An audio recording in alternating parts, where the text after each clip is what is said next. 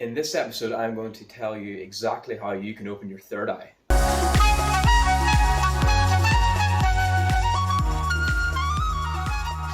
Hi everyone, and welcome back to another episode. My name's Rick, and in today's episode I'm going to be talking to you about the third eye and how you can take specific steps in order to open it.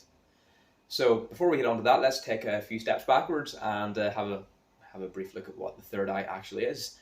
On an anatomical level, it's known as the pineal gland, and it's a tiny gland in the middle of the brain in an area known as the epithalamus. It's roughly the size of a grain of sand, and what its job is basically to regulate your sleep cycle, tell you when to get up and when to go to sleep. So it releases a hormone known as melatonin, known as the sleep hormone, and basically, in a nutshell, whenever the sunlight is going down towards the end of the day, your melatonin levels start to rise. Whenever they rise to a sufficient point, then you can essentially fall asleep. Likewise, in the morning, whenever the sunlight is increasing and shining through your bedroom windows, your melatonin levels are naturally going down. So therefore, you're waking up. That's essentially what it is. It's a bio clock.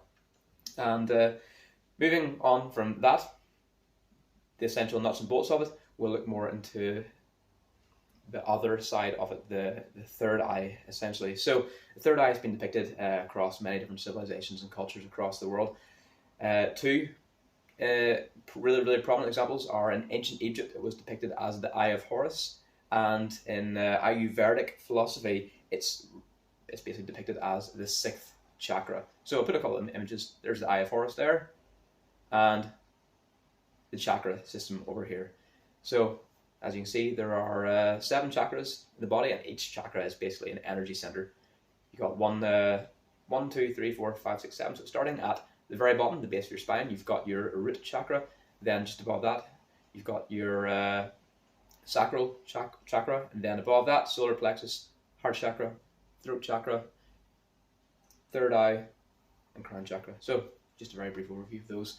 Anyway, so the pineal gland is widely regarded as being the third eye, located here, and what it is associated with is it's things like intuition, imagination, concentration, and clarity. So clarity of mind. So it's not just what you see, it's what you see beyond what your regular two anatomical eyes can see, essentially.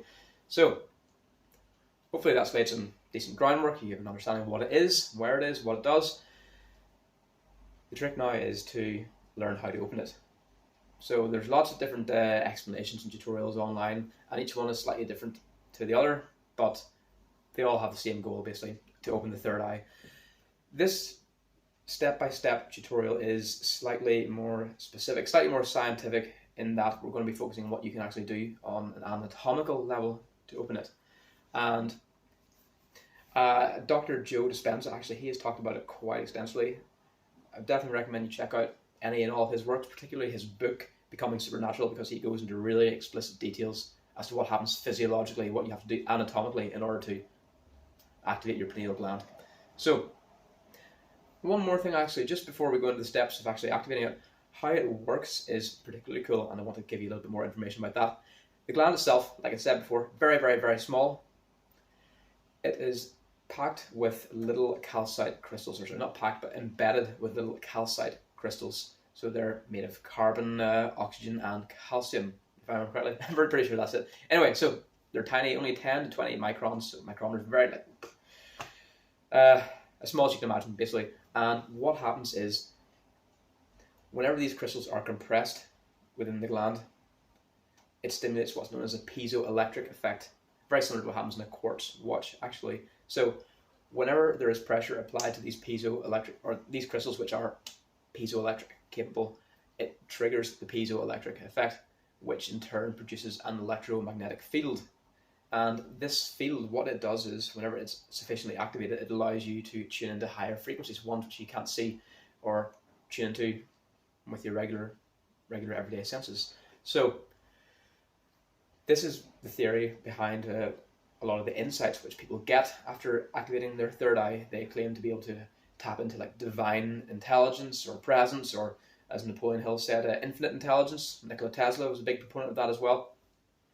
And the underlying theory is that they did this through, whether they did it consciously or unconsciously, through third eye activation or pineal gland activation. through tapping into these higher energies by utilizing this piezoelectric effect. Other benefits as well, actually, of activating the pineal gland, other than increasing your insight, your intuition, your concentration and clarity. Other than that, it has several other really, really potent health benefits. What happens is whenever you tap into these higher frequencies, it produces more melatonin, but not just more melatonin, it's upgraded in that the melatonin itself is of a higher quality, but also some of the melatonin is actually transduced, or basically, sorry, not transduced, yeah, it is transduced, it's changed into other molecules as well, including benzodiazepines, which, well, Valium is a prime example. They're mild, minor tranquilizers. So don't worry, it's not going to make you pass out or anything like that. What it will do is it basically silences or reduces the degree of anxiety, fear, anger, agitation in the mind. It quiets the analytical mind, but lets you stay awake and present. So it's a very, very, very nice calming effect. It has a very nice calming effect. It also has another benefit as well. Some of the other melatonin molecules, hormones, are actually transmitted or transduced into pinolines. I always mispronounce the word, sorry. Pinolines, pinolines. And basically what they do is, well, it's manifold what they do. They act as antioxidants. They act as they have anti-aging properties. They have anti-hypertensive properties, anti-inflammatory properties, and anti-neurodegeneration or anti-neurodegenerative properties as well. So it's basically a preservative molecule as well. So that's the pinolines and the benzodiazepines, two fantastic molecules which are produced as a side effect or a byproduct of this upregulated or upgraded melatonin release. So absolutely terrific. And their benefits, which probably aren't really as widely talked about as well, but those have been scientifically proven to happen with stimulation of the glands. So it's in the textbooks. Well, the newer ones anyway, the good ones. Anyway, so how to actually go about activating the pineal gland. I'll talk you through it in as simply as I can. And it's one of those things which just takes a bit of practice, like anything. Anything worth doing, anything worth having is worth practicing. Anything worth practicing will require some effort. But we'll make it as simple as we can. So, to get started, just get yourself nice and comfortable, sitting down on a chair or lying down in your bed, somewhere comfortable, and what you want to do, or you can be sitting in a cross-legged position, whatever you like.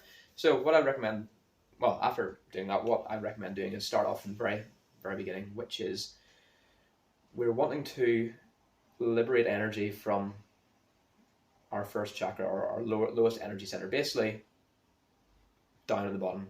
So what we want to do is we want to liberate the energy from our bottommost, or our first energy center, and we want to liberate it and bring it up all the way up to our head to stimulate the pineal gland. And physiologically what we're doing is we're wanting to increase the amount of CSF, or cerebrospinal fluid, going up our spine and into the head. It's only a very small amount, no side effects whatsoever. So to do that, what we do is you do a pelvic floor lift. That's the first step. So you're doing a pelvic floor lift, which is there are muscles in the perineum, which are used in ejaculation, and also if you're relieving yourself and you want to pause mid-flow. It's basically not that you ever want to. It's those muscles there. It's that essential movement. That's the movement that we're looking for. It's a pelvic floor lift. So we do that pelvic floor lift, and that brings the energy up from the first center into our second and third centers down here. So what we do then is, whenever we've done our pelvic floor lift, while we're doing that, you bring in your abdominal muscles, you pull them in and up. So it's kind of like you're sucking in your stomach. So you do your pelvic floor lift, that brings the energy up to here, and then you bring your abs, your abdominal muscles in and up, and then you lock them, so that's both centers locked. And what I think of this is, it's like a toothpaste in a toothpaste tube.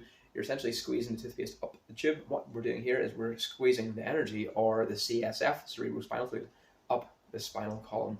So whenever you're doing this, you're doing your pelvic floor lift, you're pulling your abs in and up, and you're locking them as well. You're visualizing the energy, or your breath, whatever way you want to visualize it, moving up your spine. and whenever it's coming up, you want to also tense basically just your upper torso muscles as well. Again, you're squeezing that toothpaste tube, you're squeezing all the toothpaste up, and you're squeezing those. It can be like squeezing your lat muscles, so just in here, or just keeping everything in your core tight, not too tight, just tight enough to push everything up. And once it goes up to the head, picture it going all the way up to the head, and you're basically doing this hold for 5 to 10 seconds. You don't need to go any longer than that. And once you've done it, you just let it go. So those are basically the motions that we do throughout. But the very first thing we want to do whenever we're actually doing it, that was just what's going to happen. The very first thing you want to do is breathe. So we're going to be breathing. So what will happen is you're going to breathe in, but while you're breathing in, you're going to do your pelvic floor lift and pull your abs in and up. So it's almost like the opposite of diaphragmatic breathing. You're not letting your gut go out, you're bringing your gut in. So to summarize and bring it all nicely together, you're going to inhale, doesn't matter if it's through your mouth, through your nose. While you're inhaling, you're going to do your pelvic floor lift. So breathe in, pelvic floor lift, bring your stomach muscles or your ab muscles in and up. Squeeze all your muscles in your torso and your core. Picture the air, the breath, the energy, whatever way you want to visualize it. Picture it going up your spine, up your back, into the top of your head, and hold it there for 10 seconds. And then once you've done that, just let it go. So I know it's quite hard to see from there until you actually physically do it, but just to reiterate again, all I'm going to do is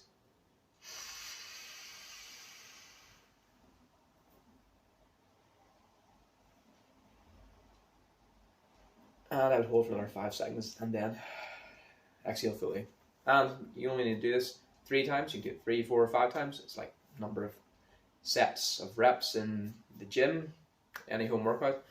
And you'll probably find you need to build up your pelvic floor muscle strength because it's muscles which we don't really use very much. So the best way to do that is just to practice those pelvic lifts or those pelvic floor lifts.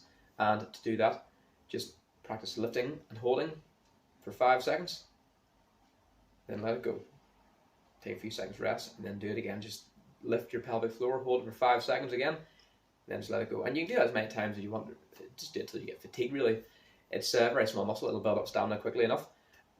And it'll just help you get a really good base for, well, the basis of this exercise, essentially.